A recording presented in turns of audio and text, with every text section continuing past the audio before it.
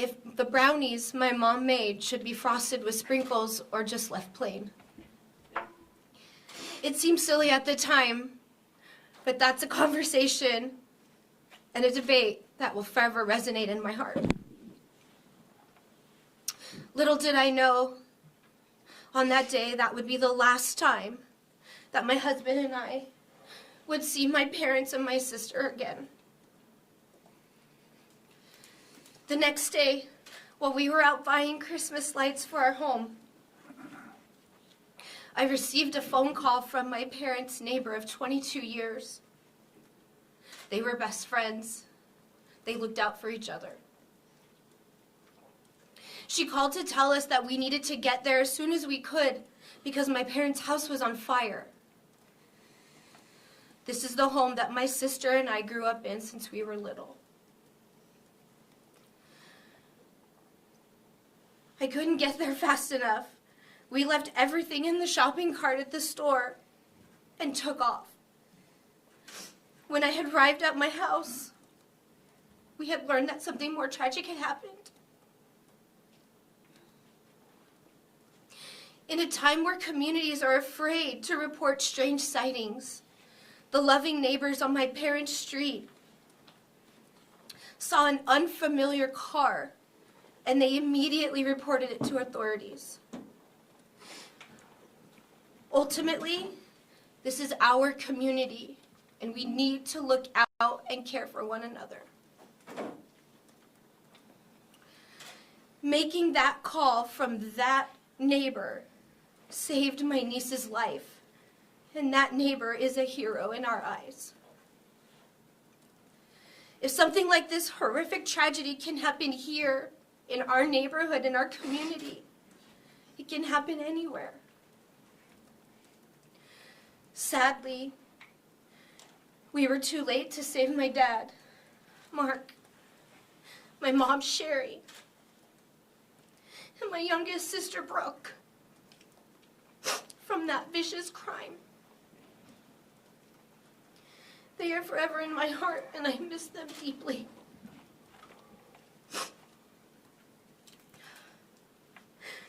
In this tragic moment of our family, our grief, we hope some good will come from this. Parents, please, please know your child's online activity. Ask questions about what they are doing and whom they are talking to. Anybody can say they're someone else, and you could be in this situation, which I do not want for the world. This horrific event started with an inappropriate online romance between a predator and a child.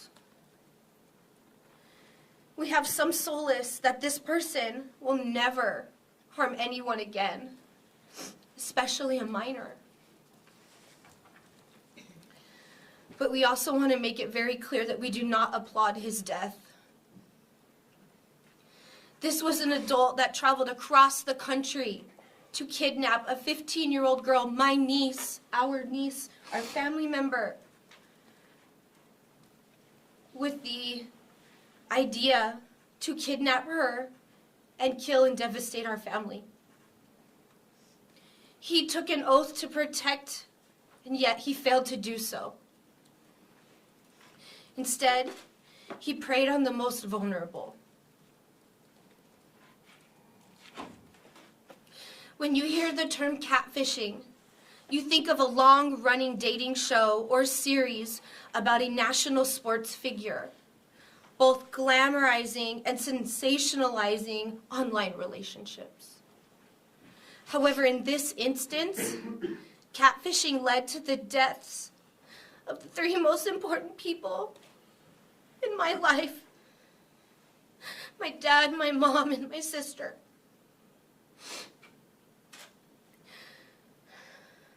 Please, parents, guardians, when you are talking to your children about the dangers of their online actions, please use us as a reference. Tell our story to help your parenting. not out of fear, but out of example of something that did happen.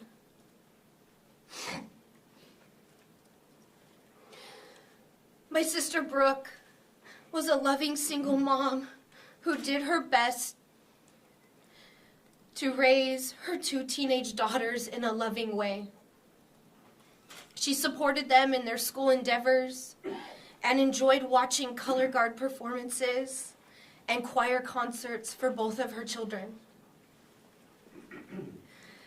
My sister was an avid collector of the famous Starbucks tumblers. Every release day, I would get a text at 4 a.m. from her, wondering why I wasn't waiting in line with her to pick up the newest release. My dad, Mark, the silly old man that I always referenced him to be, was a soft-spoken and humble man who would go out of his way to help a friend or stranger in need.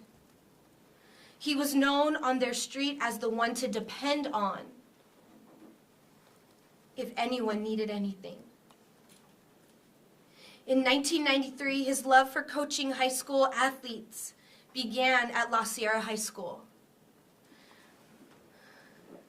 where I had the privilege and the honor of not only calling him dad, but also coach, as he coached all 4 years of my soccer team. He continued coaching high school sports at many schools in Riverside County and ultimately found his home at Arlington High School, coaching the softball and the baseball teams. He was a man with a big and caring heart who unselfishly gave to his student athletes.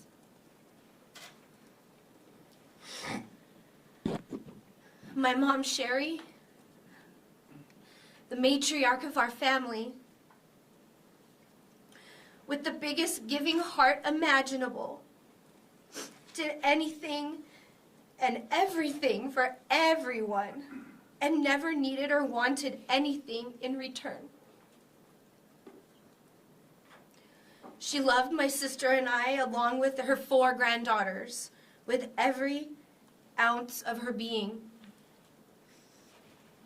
She enjoyed baking with us, and the highlight of the year was baking and decorating Christmas cookies.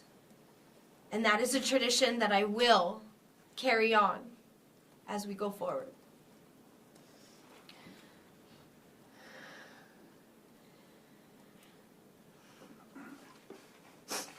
My mom always said that God puts people into your life for a reason.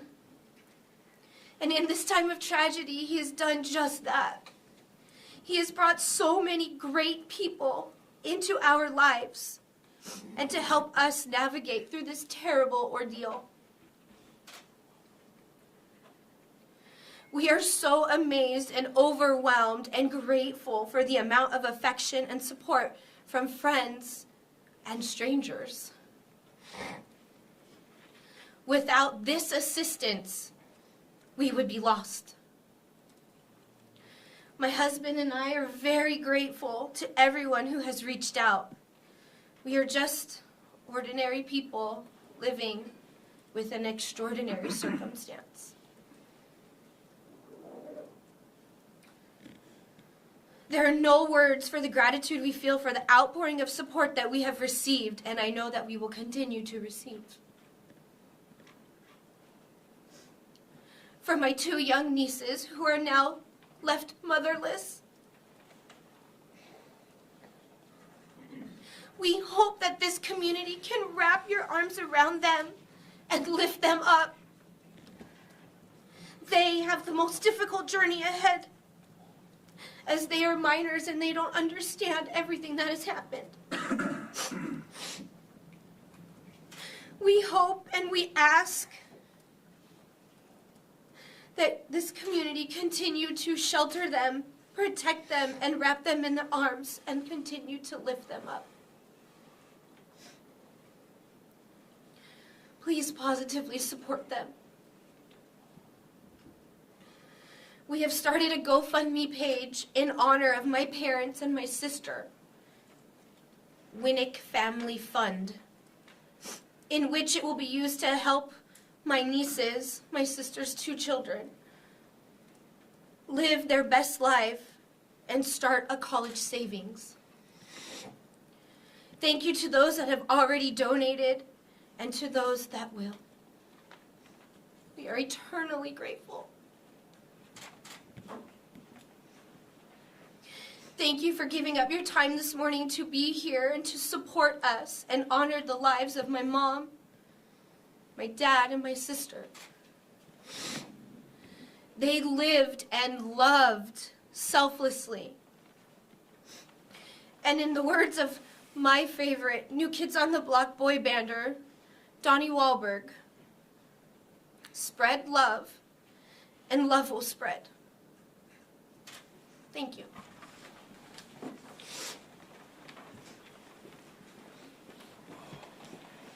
I'd now like to bring up Allison Soros, a close friend and advocate for the family, to make a few comments.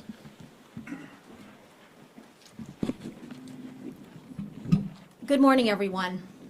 The number of you here is a testament to those parents, those teachers, law enforcement that are all concerned about what transpired that gave rise to this press conference today.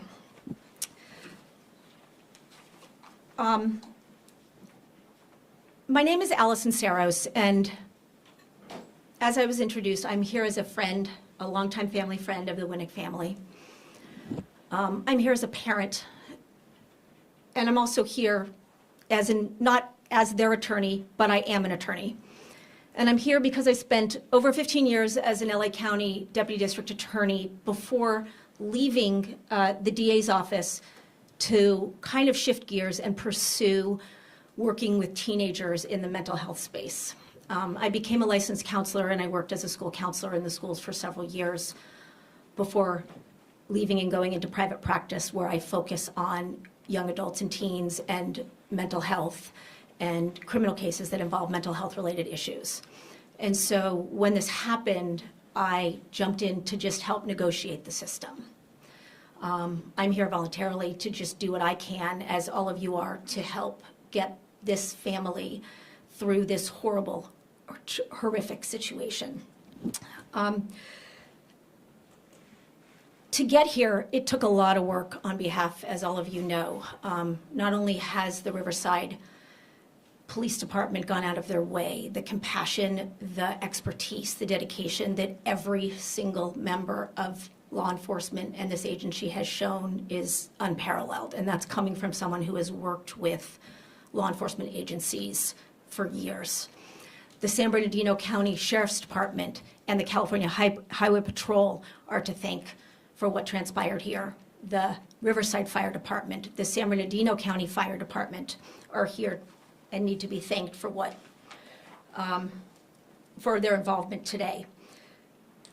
And the other agency that I believe is here today is the Riverside District Attorney's Office. And as a former Deputy District Attorney, victims of crime is one area that really is emphasized and needs to be addressed from a global perspective.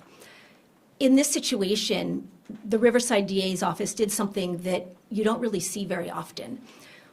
When there is a crime and it gets referred to the DA for a filing because someone is prosecuted, the District Attorney's Office Victims of Crime steps in order to provide support and resources for those victims of crime.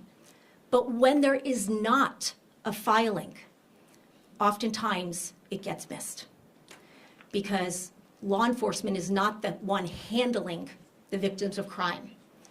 And so you have someone who commits a crime, let's say a murder-suicide, and now there's no one to prosecute.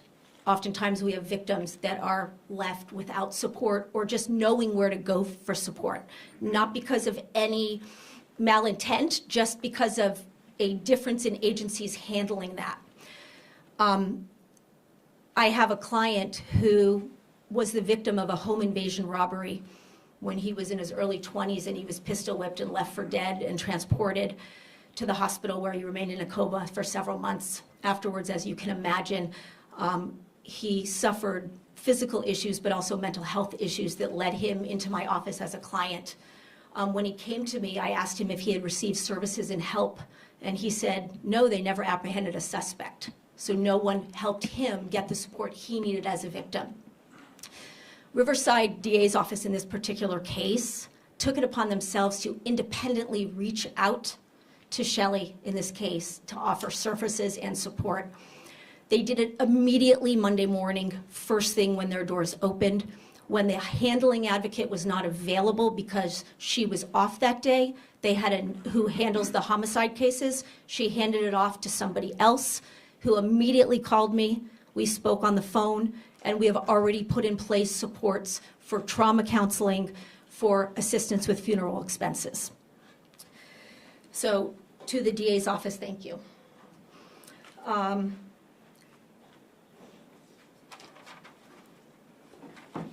I know many of you as members of the press are here today in order to help understand what happened last week.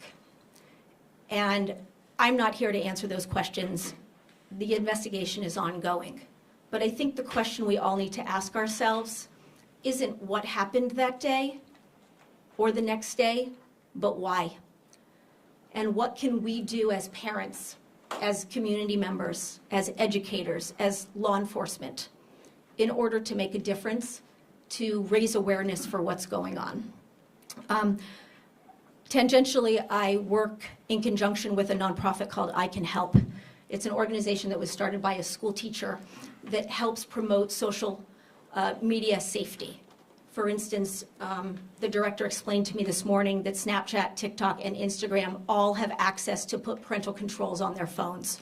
And this organization helps educate school resource officers and administrators in helping students have these conversations. So that if a student knows that their friend is engaging in conversation with people online that they shouldn't be, they're not afraid to say something, they know where to go and what to do. I know the family is really concerned about this issue, and they are happy to further engage in conversations about this. But at this time, they have a lot of work that needs to be done to bury their family members. And so we ask all of you for privacy while they get through the next couple of weeks so that they can regroup and then help share their story in doing so. I'm here to answer questions with regard to the family. So after we finish, after you hear from the chief, then I will stick around if anyone has any questions that I can answer. Thank you. Thank you, Allison. I'd now like to have come up Riverside Police Chief Larry Gonzalez make a few comments.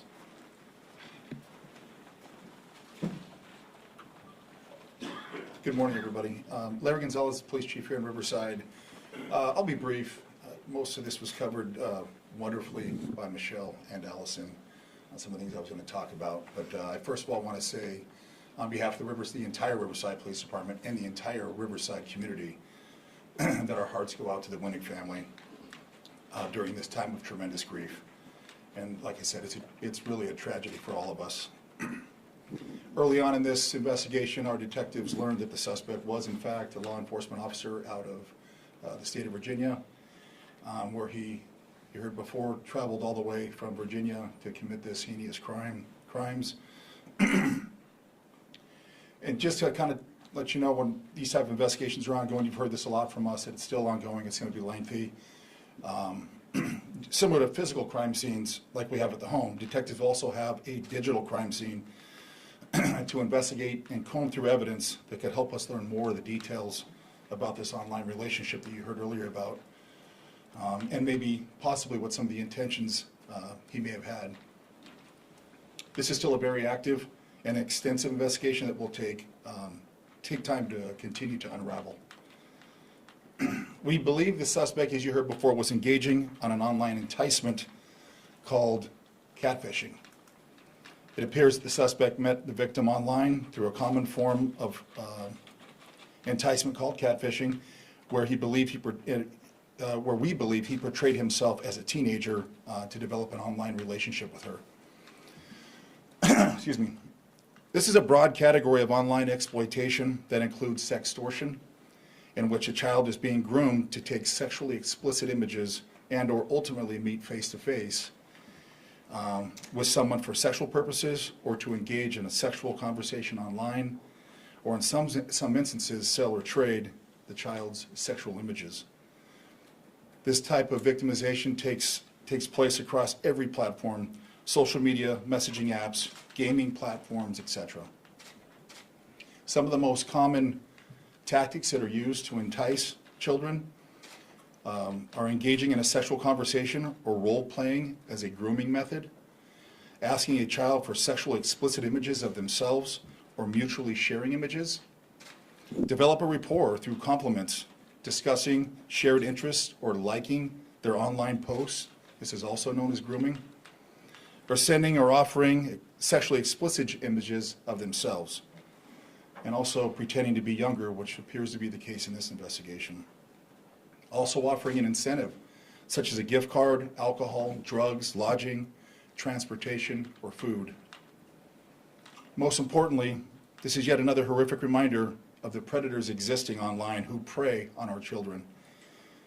If you've already had this conversation with your kids on how to be safe online and on social media, please have it again. If not, start it now to better protect them. I don't have anything else. I think we'll be around. I'll have Ryan come up for questions. Thank you. Thank you, Chief. At this time, we'll open it up for questions. We have our chief, we have Allison, and for any questions specific, not to this case, but online enticement, I also have Detective Rob Olson from the District Attorney's Riverside County Child Exploitation Team. And for some one-on-ones after as well, we have Opal Singleton from Million Kids as well. Yes, Rob? I have a question about the 15-year-old. Can Allison address how she's doing right now? Unfortunately, we don't, she's in Microphone, please.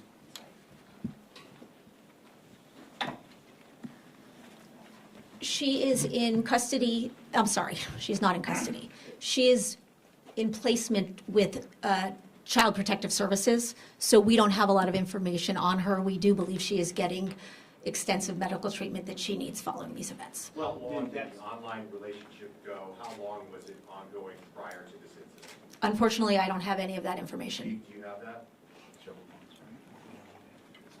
Yep. We're still trying to determine how long this relationship was going online.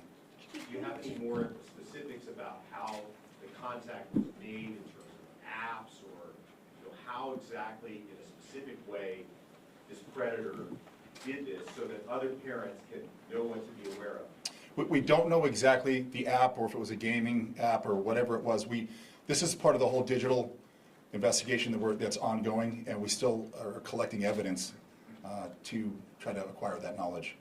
Do we know about the image that this catfisher used? Is it an image of a teenager who actually exists? I'm not aware of an image. From what I understand, he portrayed himself as a 17-year-old. I don't know if that was through an image or through texting or what. Chief, you were talking about earlier, you were giving the overview of what catfishing was. You included sextortion and other things like that. Are you saying that all of those elements that you described happened in this case?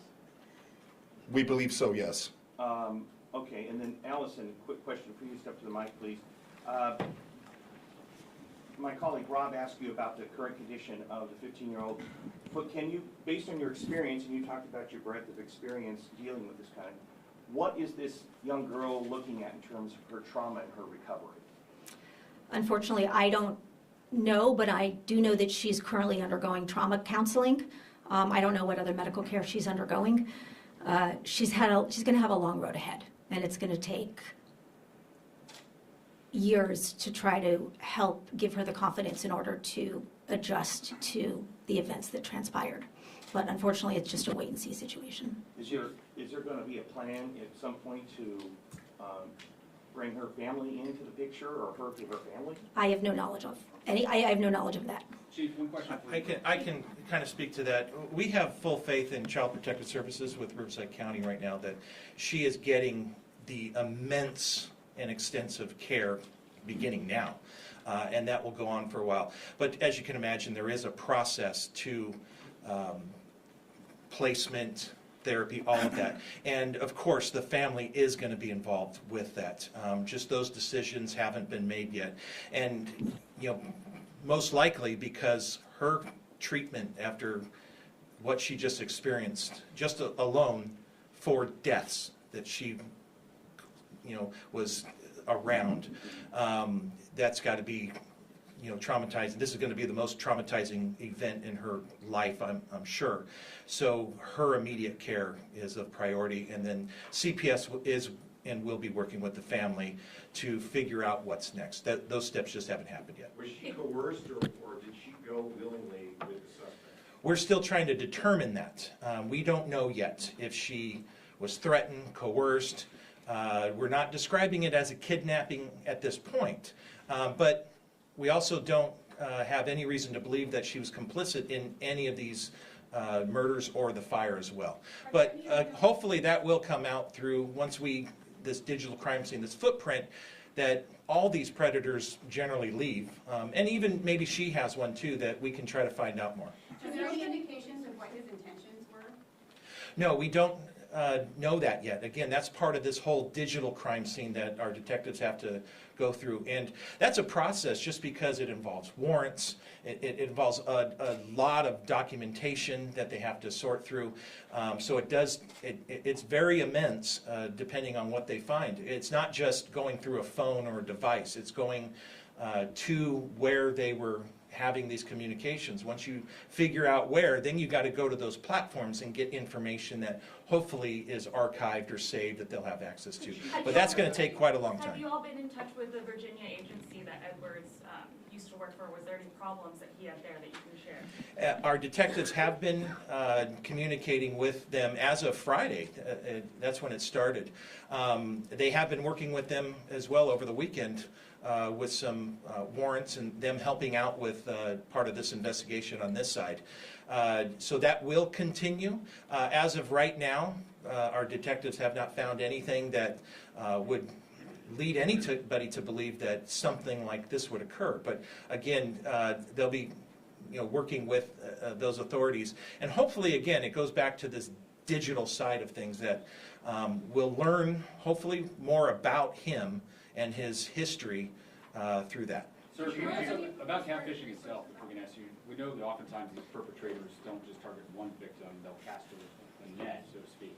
Are you working with any other police agencies around the country regarding other potential targets that this perpetrator had? And that's exactly why we have one of our detectives on a local task force here. But yes, our detectives are working with these other regional task force or federal agencies as well, partly because there is that distance. We can't just walk over to Virginia, so they got to have help on that side. So yes, they are working with that, and so kind of look at it as, in a way, it's one investigation, but a couple different components that we have different teams working on. Can you Is there describe a any little more bit more about information? how the family, just information from the crime scene itself, how the family was killed? Is it true that their hands were bound behind their backs?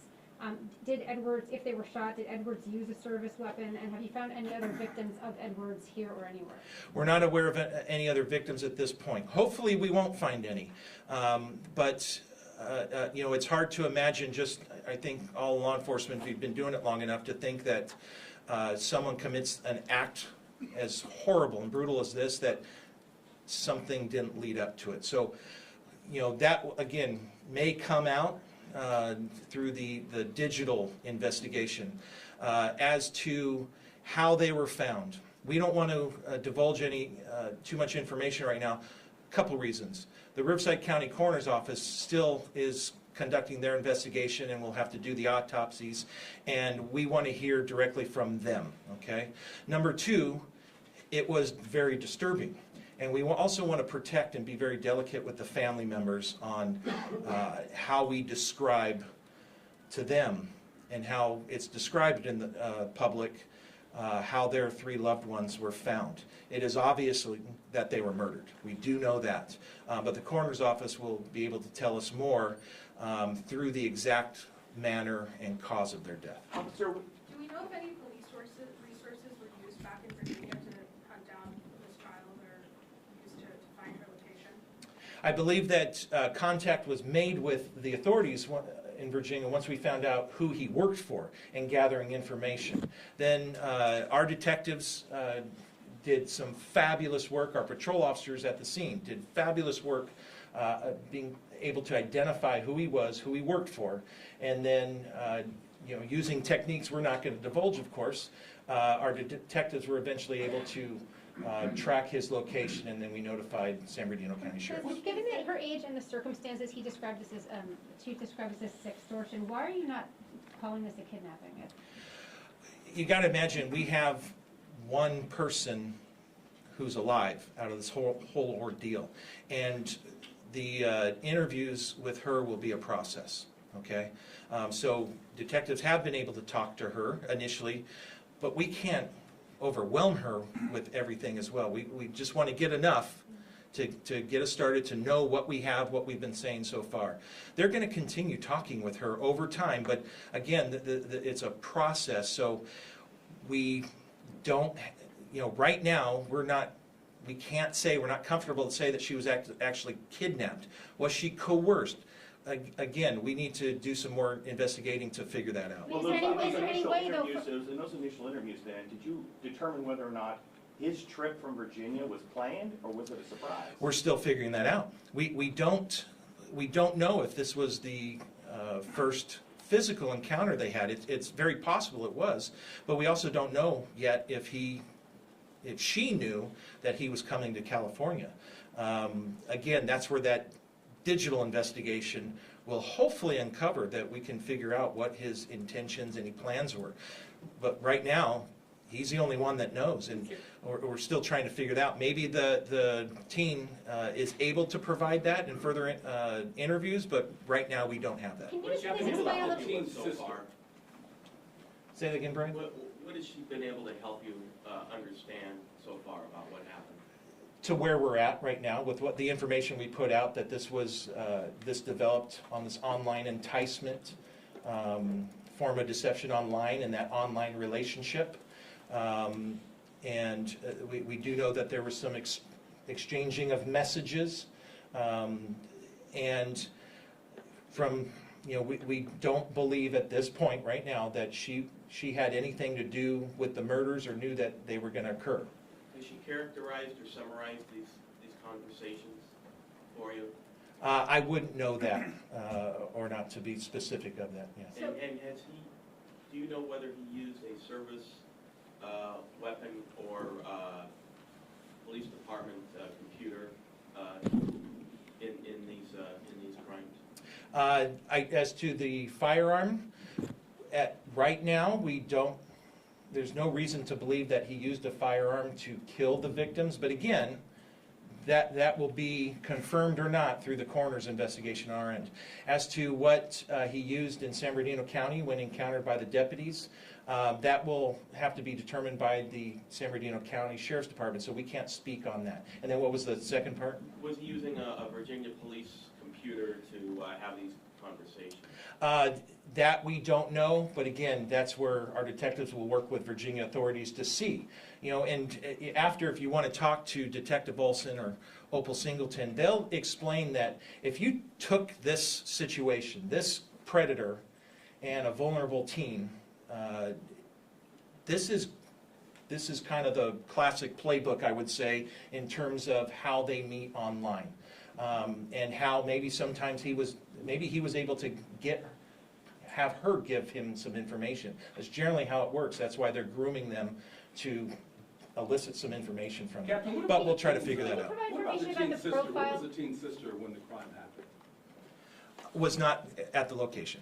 Can you provide some information with the profile that he was using? Intentionally set this fire? Yes, we do believe that this fire was intentionally set. The fire department is still conducting their investigation as to the exact cause and anything they might have used as an accelerant.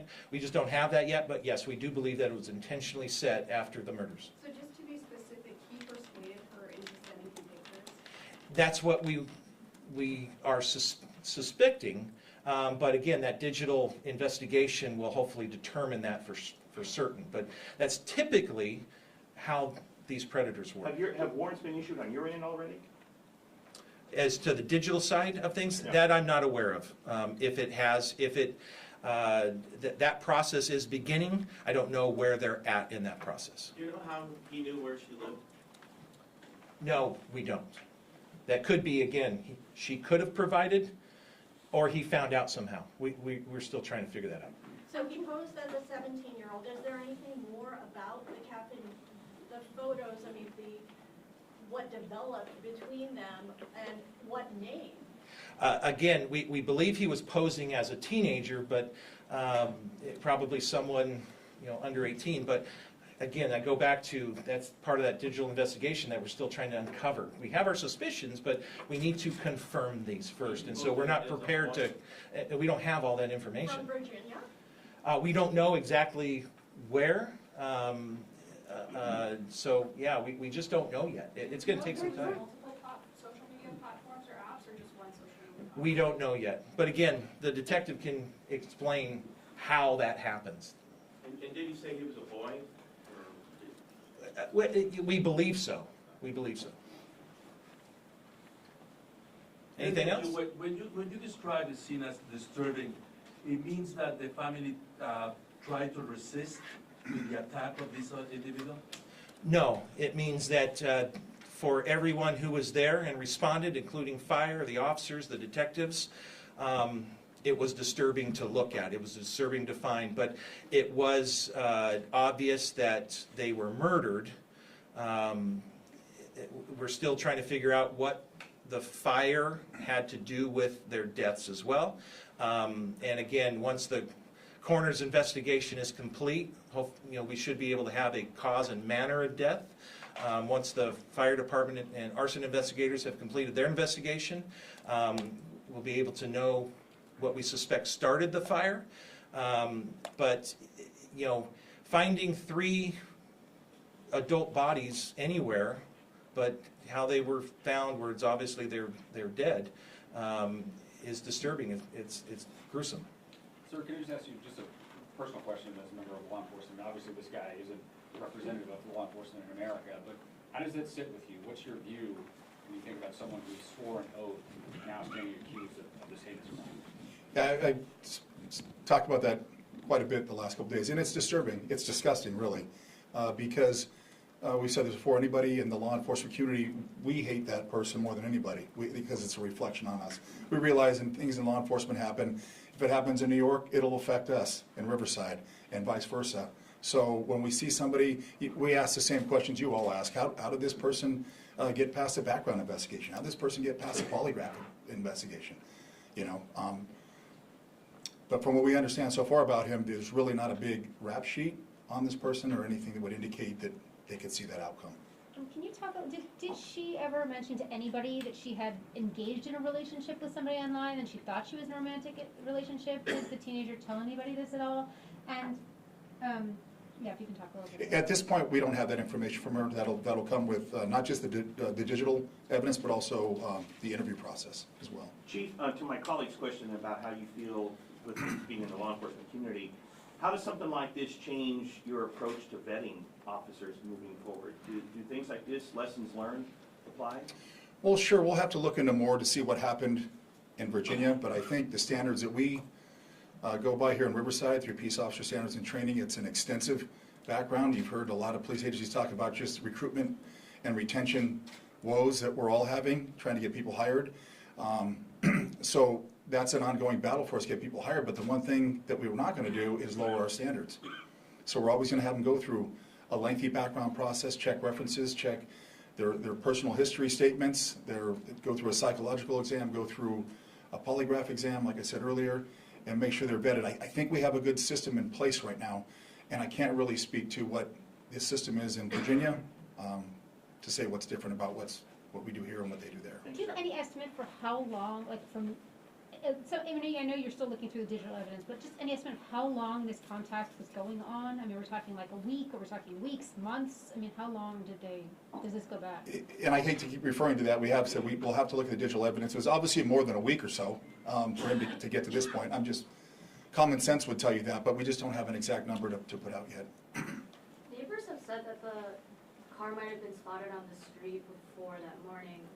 Do we have some indication of how long the suspect was there? Was he waiting around for the family? Had he had prior contact with them? I don't know for exactly how long. I know that the neighbor, and I think Michelle said that in her statement, she is a hero for see something, say something that we say all the time. Got a plate for us, and we were able to do some really good police work. Like we said, we're very proud of this department and the other agencies. And I talk about this department, I'm just not talking about police officers that are chasing bad guys.